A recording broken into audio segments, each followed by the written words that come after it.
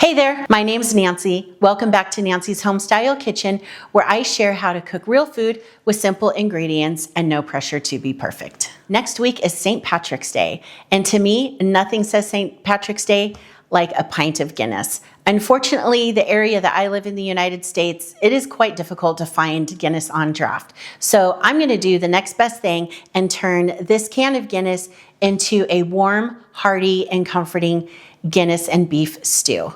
Let me show you how I make it. Here is everything that you need to make the beef and Guinness stew. Let's go over each ingredient. You need a beef chuck roast, chicken stock, olive oil. We have salt and pepper, onions, garlic, bacon. Of course, you can't forget the Guinness, tomato paste, bay leaves, flour, and some fresh thyme along with carrots and celery.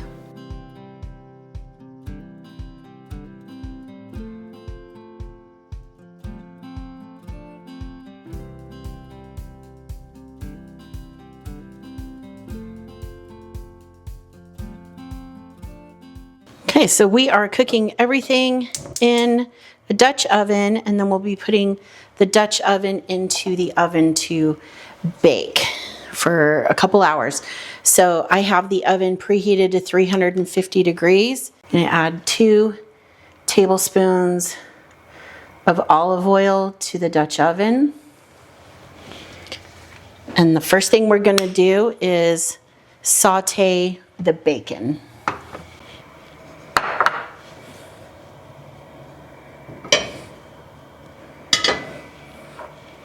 So this is 6 ounces of a thick cut bacon I got from the meat department.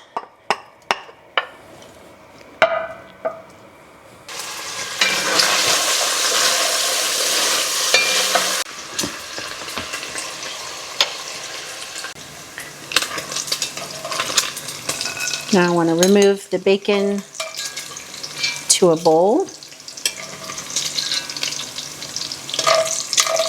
I should use a different spoon, but I can't find one at the time, so I'm using this. I want to keep all of the olive oil and bacon fat in the pot, because we're going to use that to brown the meat. As you can see here, I have sprinkled one side of the beef with salt and pepper, so I am going to just start adding those. The seasoning side down, because I'll go in and season this side while they're cooking. And I'm just going to cook half of the beef at a time, because we don't want to crowd the pan. Go in with a bit more pepper and some salt. And we're just going to do this in 2 batches and brown the meat on all sides and add it to the bowl with the cooked bacon. I'm reducing my heat down to medium.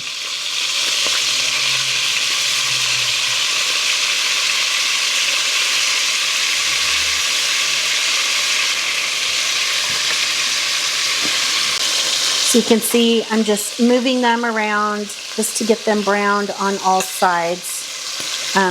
Don't know if I mentioned, but this was a 2.5 pound chuck roast, and I trimmed off just a little bit of fat. It was a pretty lean roast to begin with, but there was just maybe 2 areas that had a little bit of that kind of thicker fat I took off, but then the rest of the fat in this beef will kind of cook out as it's baking or braising in the oven. Okay, that is good.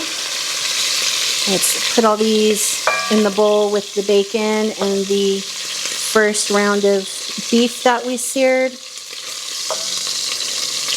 And now we are going in with the 2 onions. You could use yellow or white.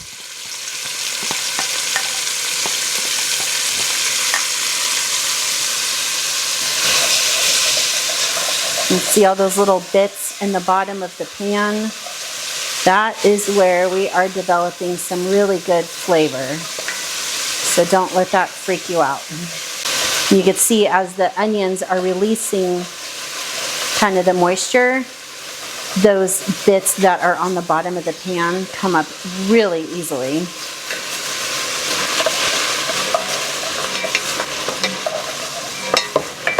So we're gonna just cook this about 3 to 5 minutes. So now I have 3 cloves of garlic that I've minced. Just gonna add those. And we're just gonna let that cook for just a minute or so. If we go too long, the garlic will burn, and then it will make our dish bitter. Okay, 3 tablespoons of all-purpose flour.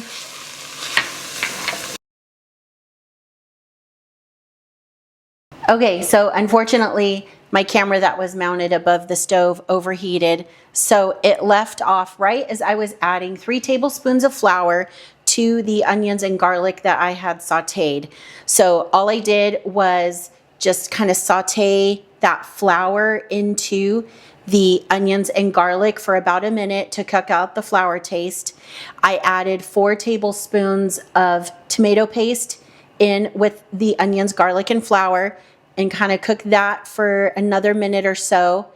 Then I just added in 3 cups of chicken stock, 1 marvelous can of Guinness. I added back in all of our cooked beef, the cooked bacon, the carrots, and the celery, and then I just topped it with the 2 bay leaves and 3 sprigs of thyme. It has come up to a boil.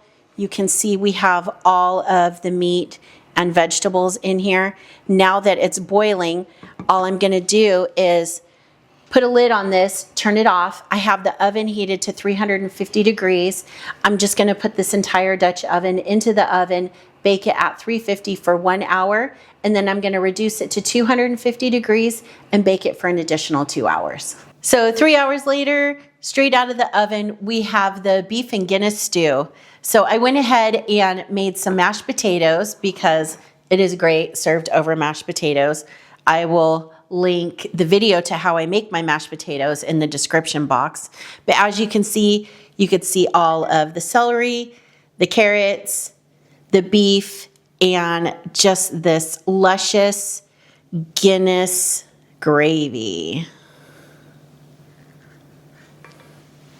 So here we go. Nice and piping hot. I have a pint of Guinness to enjoy. Let's go ahead and give it a try. See the carrots. See if we could get some beef in there. This is, I'm just gonna forego the carrot, I think. Oh, there we go. This is a hearty bite.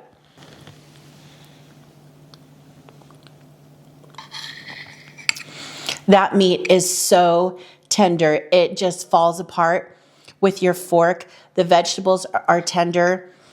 The stew makes this amazing gravy, and that's with the help of adding the flour in as we finish sauteing the onions. It just makes a really delectable, hearty stew and a great bite. And it doesn't taste like beer. It just tastes like a nice warm stew. Happy St. Patrick's Day to you and your family. If you like this type of content, please hit the like button, consider subscribing, and I will be back next week with another recipe from my kitchen.